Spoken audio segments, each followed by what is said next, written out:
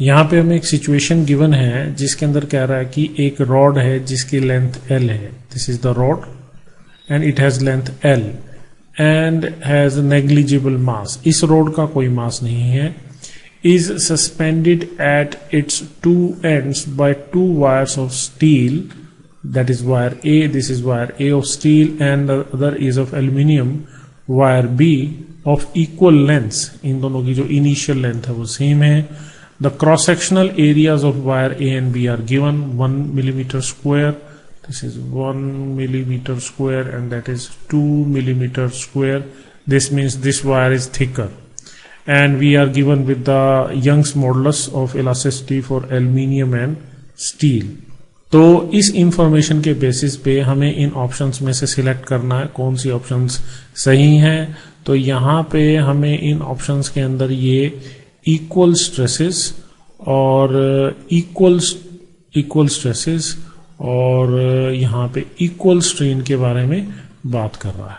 ठीक है, किसके करस्पॉन्डिंग? एम के करस्पॉन्डिंग. कि हम इस मास को, ये जो मास हैंग कर रखा है, इस मास को कहां पे एडजस्ट करें. The mass m should be suspended close to wire A और क्लोज टू वायर B और in the middle such that equal stresses और strain are produced in wires A and B. ठीक है, तो हम किसी एक सिचुएशन को यहां मान के चलते हैं. सपोज हम इक्वल स्ट्रेस की बात करते हैं. इक्वल स्ट्रेस की सिचुएशन को मान के चलते हैं. तो इक्वल स्ट्रेस की सिचुएशन में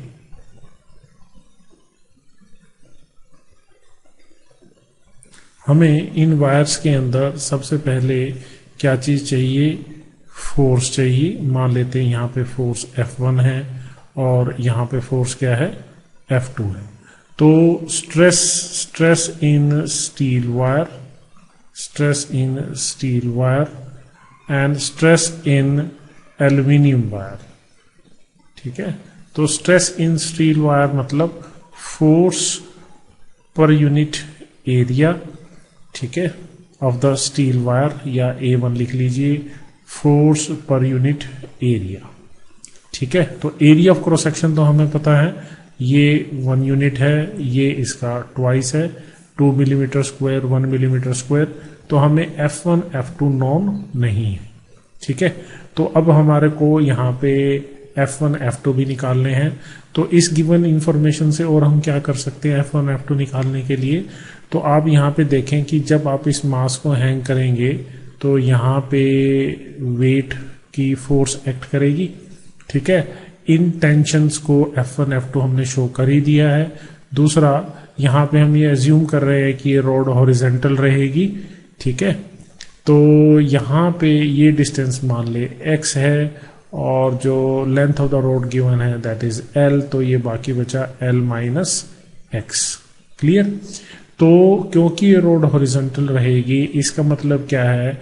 जो sum of torques that is also equal to 0. तो हम इस पॉइंट के अबाउट टॉर्क ले लेते हैं. तो जब हम इस पॉइंट के अबाउट O पॉइंट के अबाउट टॉर्क लेंगे तो हम F1 into x is equal to F2 into L minus x यहां से कैलकुलेट कर लेंगे. ठीक है, दूसरा हमारे पास यहाँ पे सिचुएशन के हमने इक्वल स्ट्रेसेस की बात की है. ठीक है, तो अगर ये दोनों स्ट्रेस इक्वल हैं, इसका मतलब अगर हम इन्हें डिवाइड कर दें तो यहां से हमारे पास क्या आएगा? F1 by F2 so that is equal to 1/2. ये रिजल्ट हमारे पास यहां से आ गया. इस F1 और F2 की वैल्यू यहाँ पे आप सब्स्टिट्यूट कर दे किसी एक चीज को.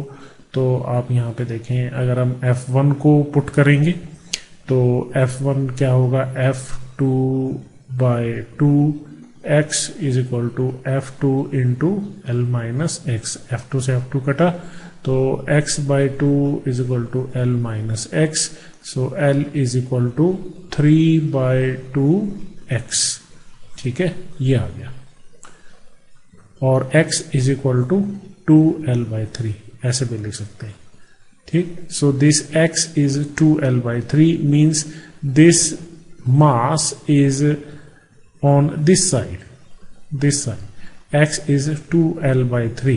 So this x is 2l/3 means this is l/3 and the rest is 2l/3. तो इन दोनों वायर्स में स्ट्रेस जब सेम प्रोड्यूस होगा तो ये जो मास है ये बी वायर के पास होगा. It will be near to the wire B. ठीक है, तो इस इंफॉर्मेशन से हम कह सकते हैं कि ये ऑप्शन करेक्ट है. तो इसलिए करस्पॉन्डिंग ऑप्शन ए और ऑप्शन सी दोनों इनकरेक्ट हुई, क्योंकि ऑप्शन बी करेक्ट है, क्योंकि इन सभी में स्ट्रेसेस की बात करी है, इक्वल स्ट्रेसेस की. अब हम यहां पे इक्वल स्ट्रेन की बात करेंगे. ठीक है, इक्वल स्ट्रेन. तो यहां लिख देते हैं इक्वल स्ट्रेन. इक्वल स्ट्रेन का मतलब क्या है? जो change in length of the steel wire है that is equal to change in length of the aluminium wire. ठीक, फॉर इक्वल स्ट्रेन. तो यहाँ पे हमने चेंज इन लेंथ सेम लिया है और स्ट्रेन इक्वल है, क्योंकि ओरिजिनल लेंथ तो सेम है ही. It is given they both have the same length initially, so equal strain है. तो अब हमें किस चीज पे फोकस करना है? हमें यंग्स मॉडुलस ऑफ इलास्टिसिटी पे फोकस करना है. तो यंग्स मॉडुलस ऑफ इलास्टिसिटी क्या है? Stress by strain. सो किसी एक वायर में stress that is corresponding tension by cross sectional area, that is stress, and we have this strain. ठीक है, तो यहां पे अगर मैं लिखूं for steel wire to the Young's modulus of the aluminium wire, so I have the force in the steel wire by area of cross section of the steel wire, that is 1 millimeter square. So here I have F2, that is the tension in this aluminium wire, and the area of cross section of the aluminium wire is 2. So 2F1 F2. Clear. और Young's modulus of steel wire और aluminium wire given है. Steel wire और aluminium wire given है. तो अगर हम यहाँ पे स्टील और एल्यूमिनियम की वायर वैल्यू पुट करेंगे तो that gives 20/7. So finally from here we will get F1/F2. So that is equal to 10/7. That is equal to 10/7. तो इस वैल्यू को आप यहाँ पे फिर वापस सब्स्टिट्यूट करिए इसके अंदर. F1/F2 is 10/7. So we have 10/7x, that is equal to L minus x. So we have this 17/7x, that is equal to L.